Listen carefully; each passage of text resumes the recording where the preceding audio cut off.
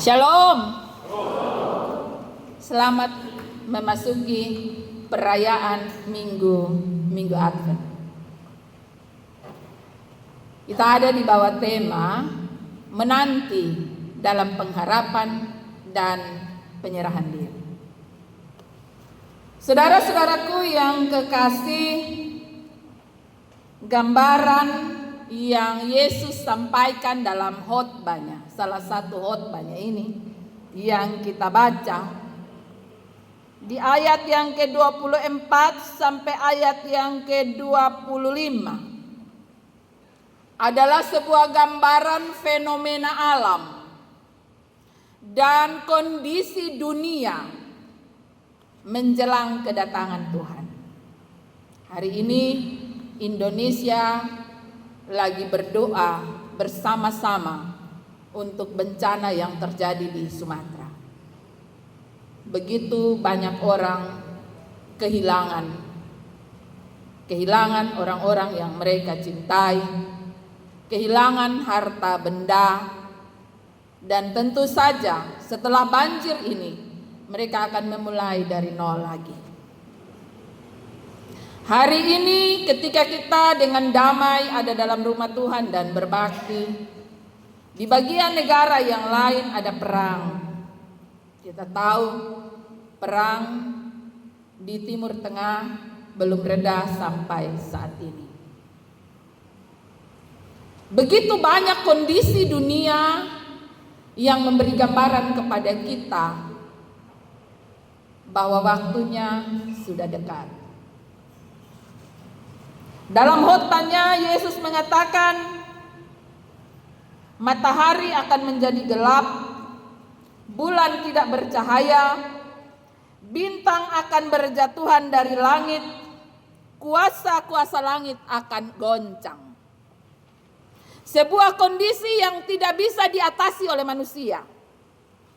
Sebuah kondisi yang memang terjadi atas kehendak Tuhan.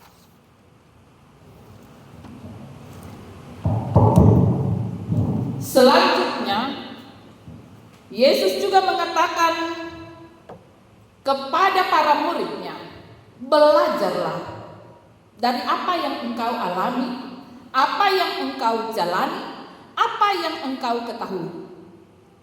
Tariklah pelajaran, belajarlah, pandai-pandailah membaca setiap kondisi yang ada di sekelilingmu. Ia memberi contoh tentang pohon ara.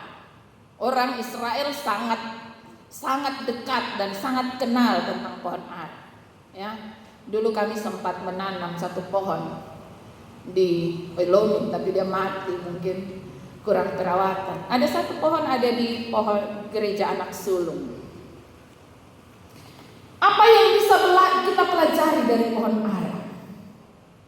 Yesus bilang, pohon ara itu kalau rantingnya mulai menjadi lembut dan akan mulai tumbuh tunas-tunas muda, maka itu tanda bahwa suhu semakin meningkat dan musim panas mulai tiba. Orang Israel harus belajar. Kalau musim panas mulai tiba, berarti ada yang perlu disiapkan menanti musim panas yang akan tiba. Ranting yang melunak adalah sebuah persiapan pertumbuhan baru, karena tunas baru akan tumbuh. Dan itu adalah siklus tahunan. Artinya ada saat-saat yang gampang kita kenali sebagai sebuah kalender alam. Musim panas akan datang dan orang mesti mempersiapkan, karena di Israel kalau panas sangat-sangat panas. Saudara-saudaraku yang kekasih, kita mulai memasuki minggu ini masa raya Advent. Dalam kalender gerejawi kita ada di awal tahun pelayanan. Minggu lalu saya sebut minggu lalu itu ya tanggal 23 November sebagai akhir tahun pelayanan dalam kalender gerejawi, bukan dalam kalender Getsemani ya. Karena kalender Getsemani nanti akan berakhir di 13 Desember. Kalender gerejawi berakhir di 23 yang disebut Minggu Kristus Raja. Dan ini adalah awal kalender gerejawi memasuki masa Raya Advent. Memasuki masa Raya Advent kita ada di dalam menanti kedatangan, mempersiapkan diri dengan benar, menanti kedatangan Tuhan yang kedua. Artinya kalender gerejawi mengatakan bahwa Advent itu kita akan rayakan selama 4 minggu berturut-turut. Tetapi Advent yang sesungguhnya selalu ada dalam diri kita. Karena Alkitab mencatat bahwa tentang harinya tidak seorang pun tahu, malaikat di sorga tidak, anak pun tidak, hanya Bapa saja. Ya, itu berarti setiap kita, saya dan saudara, selalu ada dalam masa Raya Advent. Gambaran tentang pohon ara berbicara tentang waktu yang sudah dekat. Jadi orang Israel itu sudah tahu. Kalau mereka sudah melihat ada tunas-tunas yang tumbuh di pohon ara, oh ini musim panas susone lama sudah datang. Kalau berbicara tentang waktu yang sudah dekat, maka orang biasanya lebih serius. Tidak main-main dan tidak ulur waktu. Ya, misalnya kita tahu bahwa misalnya di dalam rayon kita tahu bahwa kita akan dapat jadwal ibadah rumah tangga. Kalau waktu masih jauh mungkin kita kadang-kadang tidak terlalu siap. Tapi kalau Sudiwarta sebut bilang hari Selasa di rumah keluarga Yakob Wamesa, maka pasti semua yang tersiram akan diatur baik-baik, neusese di mana tuh atau cepat-cepat. Apalagi kalau sudah dekat jam ibadah. Ya. Kalau sudah jam 4 rumah mas tasiram pasti suribut. Karena jam 5 pasti penatua susalong. Itu tentang waktu yang sudah dekat. Alkitab mencatat bahwa waktu itu sudah dekat. Ketahuilah bahwa waktunya sudah dekat, sudah di ambang pintu. Saudara-saudaraku yang kekasih, kadang-kadang kotong bilang waktu yang sudah di ambang pintu itu berlaku bagi orang yang suramu putih. Betul kesannya. Ya. Kalau suramu putih, kotong bilang, oh waktu sudah. Jadi kotong yang rambut hitam masih sombong, masih gaya, masih keras kepala, masih ulur waktu, masih tunda-tunda. Ya, karena kotong bilang rambut belum putih. Jadi kalau semua deka-deka putih, kotong bikin hitam supaya kotong merasa waktu masih jauh. Ayat 29 mengatakan ia sudah di ambang pintu. Hati-hati, ia sudah dekat. Penjelasan ini berkaitan dengan pertanyaan dalam pasal 13 ayat 4. Ketika murid-murid bertanya kepada Tuhan, katakanlah kepada kami, bila manakah itu akan terjadi? Apa tandanya? Ya, murid-murid bertanya kepada Yesus, kapan terjadi? Askas tahu ketong depun tanda-tanda apa? Ya. Para ahli-ahli sering membuat riset, penelitian bahwa tanda-tanda kalau orang 40 hari sebelum kematian biasanya dia pupil mata itu mulai redup, dia mulai omong aneh-aneh, dia mulai cerita bahwa tadi malam dia mimpi dia lihat yang sumati dong ada datang.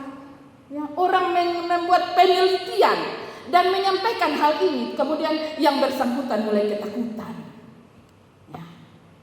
Tetapi hari ini firman Tuhan mengatakan kepada saya dan saudara, walaupun hari ini saya tidak bermimpi, tidak mendapat tanda bahwa yang sumati dong sudah tangani, tapi hari ini firman Tuhan mau bilang, ia sudah di ambang pintu.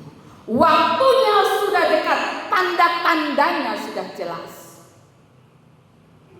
Yang perlu diketahui oleh para murid dalam penjelasan Yesus bukan soal kapan, soal bagaimana, tapi yang terpenting, sudah siapkah kita? Masihkah kita punya pengharapan akan kedatangan Kristus dengan kerinduan? Dan bagaimana persiapan kita yang benar akan kedatangan Tuhan? Yesus memberi penegasan kepada saya dan saudara pada ayatnya yang ke-31. Ini dia penegasannya, ini kata-kata Yesus. Dia bilang begini, langit dan bumi akan berlalu. Dengar ya, langit dan bumi akan berlalu.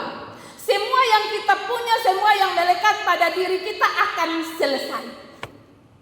Ya, jadi sombong.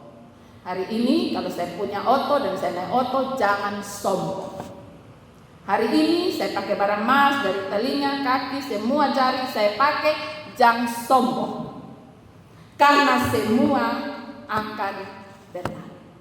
Langit dan bumi akan berlalu. Tapi perkataanku tidak akan berlalu. Amin. Perkataan Tuhan, firman Tuhan tidak akan berlalu. Karena itu yang perlu dipegang adalah firman Tuhan. Yang perlu diimani adalah Tuhan itu sendiri. Saudara-saudaraku yang kekasih, satu pengharapan yang mesti terus ada dalam diri saya dan saudara, bahwa firman Tuhan harus melekat pada diri kita. Karena itu yang mesti dibuat oleh orang percaya pada masa raya Advent yang dirayakan selama 4 minggu ini, terus ada dalam ketekunan, terus ada dalam kesetiaan, ya. Terus ada dalam ketekunan, terus ada dalam kesetiaan sebagai orang percaya, ya. Jangan seperti kapal selam, ya. Kapal selam itu orang sidang stone pernah tahu dia ada, tiba-tiba dia muncul, kemudian dia tenggelam lagi. Ketekunan, berbicara tentang ketekunan dan kesetiaan adalah sesuatu yang terus menerus. Karena itu di ayat 33 sampai 37 dia memberi penegasan, perumpamaan baru lagi tentang hal berjaga-jaga. Perintah untuk berjaga-jaga adalah perintah langsung. Hati-hati ini ya. Perintah langsung dari Yesus agar selalu waspada, agar tidak lengah, agar ada dalam kondisi siap siaga. Dalam perumpamaan tentang tuan rumah, kita ingat ada penyerahan tanggung jawab. Ya. Hari ini tuan rumah itu menyerahkan tanggung jawab. Rita, saya memberi kamu tanggung jawab sebagai seorang pelayan Tuhan. Saya taruh kamu di Getsemani. Rita, saya memberi tanggung jawab kamu sebagai seorang mama. Saya memberi tanggung jawab kepada kamu sebagai seorang istri. Apakah engkau setia dalam tanggung jawab itu? Seperti tuan rumah yang memberi tanggung jawab kepada para pelayan untuk melaksanakan tugas dengan setia, tekun, dan taat. Ia juga memberi satu tugas khusus kepada penunggu pintu. Tetap terjaga karena saya akan pulang. Saya akan jalan, tapi ingat saya akan pulang. Saat saya pulang, saya tidak mau tahu jam berapapun saya sampai, saya ketuk, buka pintu. Karena itu sang penjaga tidak boleh sonu, tertidur atau mati. Dia harus siaga. Firman Tuhan bilang di waktu itu sudah jelas. Menjelang malam, tengah malam, larut malam, pagi buta. Ini jam-jam rawan ya, jam-jam rawan. Ini mau bilang kepada kita bahwa pada kondisi tertentu kita ada dalam kondisi rawan. Kita tergoda untuk tidak berjaga-jaga. Kita tergoda untuk tidak mengikuti firman Tuhan dengan benar. Kita tergoda untuk lalai, kita tergoda untuk meninggalkan tanggung jawab kita. Kita tergoda untuk lupa janji-janji iman kita. Sebagai istri kadang-kadang mungkin kita tergoda untuk lupa bahwa saya pernah berjanji setia dan menjaga kekudusan rancang pernikahan. Sebagai seorang pendeta mungkin saya tergoda, ada hal yang lebih baik yang membuat saya meninggalkan pelayanan. Sebagai seorang mama bisa saja ada saat-saat rawan di mana kita tergoda untuk melepaskan, tidak mau urus anak-anak lagi. Jam-jam rawan, hati-hati. Tuhan bilang saatnya akan tiba. Jangan sampai perkiraan kita berbeda dengan waktu Tuhan. Oh, beta coba-coba ini, beta waktu masih lama. Hati-hati. Supaya kalau tiba-tiba dia datang, jangan kamu didapatinya sedang tidur. Tidur artinya lupa segala sesuatu. Ya, orang kalau tidur itu dia mestinya apa? Soalnya lupa segala sesuatu. Hati-hati. Kan jangan sampai juga lupa bangun. Saudara-saudaraku yang kekasih, ini mau mengatakan kepada kita tentang kesiapan Tuhan kita. Ini mau mengingatkan kepada kita akan ketekunan dan keseriusan kita terhadap iman. Ini mau mengingatkan kita kepada kerinduan kita dalam masa penantian. Benar-benarkah kita rindu menyambut kedatangan Tuhan? Orang kalau siap itu dia rindu. Kita tidak tahu tentang waktu, tapi ada satu kepastian. Kita diajarkan untuk jangan bermain-main dengan waktu. Kita tidak tergoda untuk coba-coba lalai atau lupa merawat jiwa, agar kita tetap tenang, agar kita tetap damai sejahtera, dan agar kita tetap sehat kerohanian kita. Saudara-saudaraku yang kekasih, kalau masih ingat, pernah kejadian di Bandung itu seorang bernama Lia Eden. Dia meramalkan bahwa kiamat akan terjadi bulan Mei 2015. Sehingga bahkan ia mengirim surat terbuka kepada Presiden Jokowi untuk